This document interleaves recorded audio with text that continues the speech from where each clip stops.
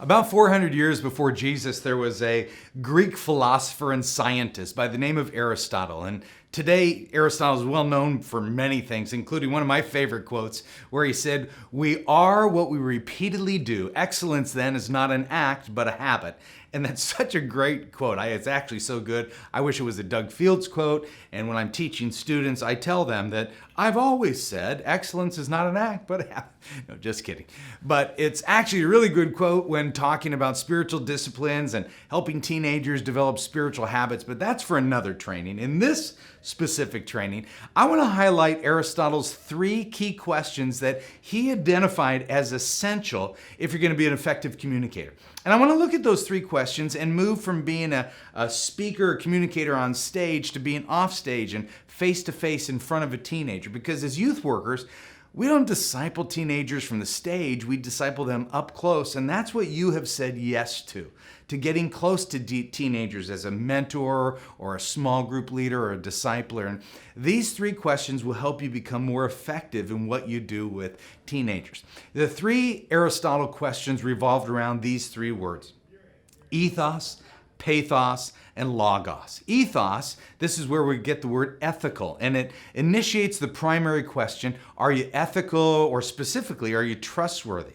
The second word, pathos, where we get the word empathy. And the question here is, do you care about me?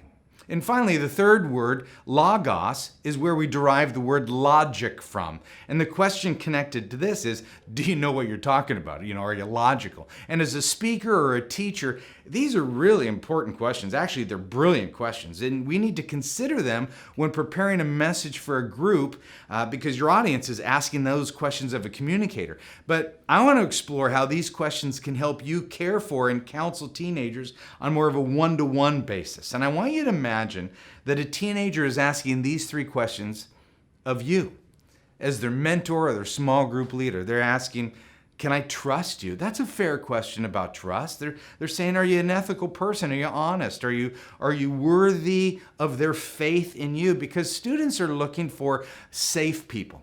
People who care about their personal highs and lows, people that they can confide in about some of the questions and pain in their life. But before students will open their heart to you, they need to know that you're going to protect it and that you're going to be trustworthy. I've actually seen in action as simple as safe gossip, which sounds like an oxymoron, but safe gossip, I've seen it damage a leader's ethos. Safe gossip is when you talk to another adult leader about a teenager you're working with, and that's really not safe. See, for example, if you have a teenager going through some difficult issues that you don't feel equipped to answer, please don't be afraid to ask for help, but be very careful to avoid making it gossip.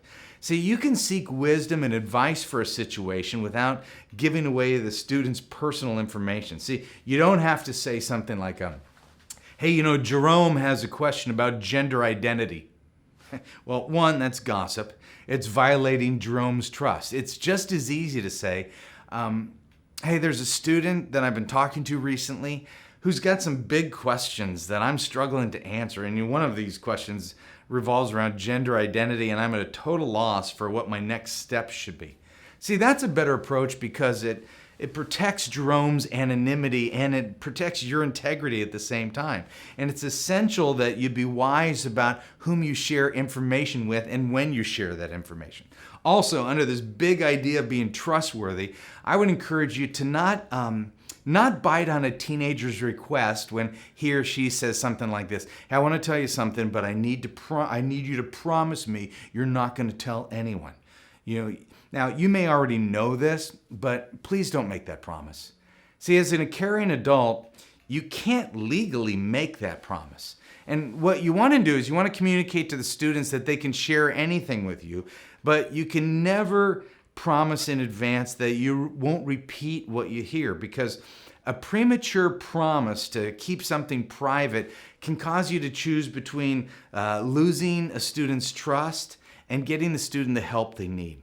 There are times when you can't afford to keep a secret. When someone's life is in danger, when someone is being abused, when harm is nearby, you can't keep the promise not to tell anyone. Here's how I would respond. I'd say, Jerome, I'm so sorry, but I can't make you that promise not to tell anyone. I can't because I care about you too much. I can make you the promise that I'm going to love you through whatever it is that you're going through, but I can't legally make the promise to keep anything a secret. I will make you a promise to help you in what you share with me.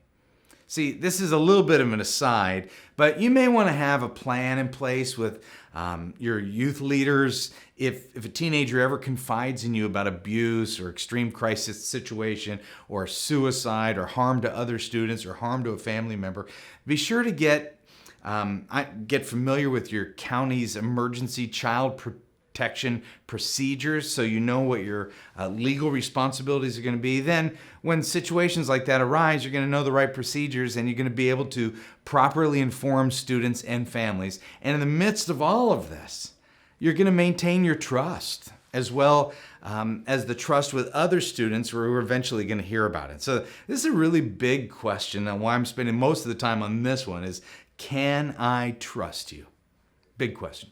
The second question is this: do you care about me? Pathos, empathy. Do you care? Teenagers are looking to confide in people who know them and will actually care for them. They live in a fast-paced world with many absent adult connections, and your teenagers need to know that you're going to take time to love them individually and pay attention to their needs and listen to them and then respond in a genuine and compassionate way. There's a popular phrase that I think all youth leaders should memorize, and it's this: teenagers don't care what you know, that's logos, until they know that you care. That's pathos. Okay? That quote wasn't from Aristotle, but it sure is good, an important one. So, feel free to attribute that quote to me. But there are lots of ways to communicate care.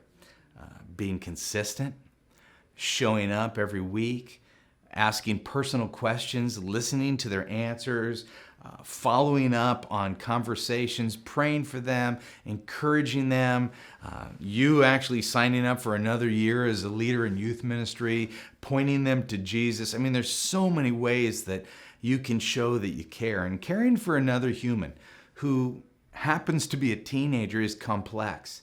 But it's made easier by these types of caring actions. And they all communicate the message loud and clear to a teenager that says, I care about you. The third and final question is, do you know what you're talking about?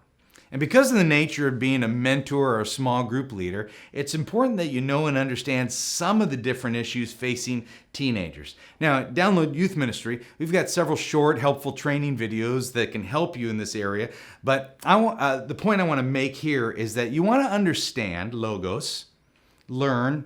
You want to understand and learn some of what your students are dealing with. Okay, that's the logic part of this. Do you know what you're talking about as a small group leader? You will know what you're talking about when you understand the pressures that they're facing or the temptations they're experiencing or the cultural trends that they're involved with. There's a lot revolving around a teenager's life. So do your research, read articles, gather insight from other youth leaders, scan books that deal with the lives of today's teenagers. But I hope you'll spend some time with all three of these questions for your own personal ministry to teenagers, and that you'll spend some time really thoughtfully considering ways that you can loving and safely care for them. Remember what me and Aristotle have always said, that we are what we repeatedly do. Excellence, then, is not an act, but a habit. And I hope you'll continue to make learning a habit in what you're doing so that you'll continue in the path of being an excellent youth worker.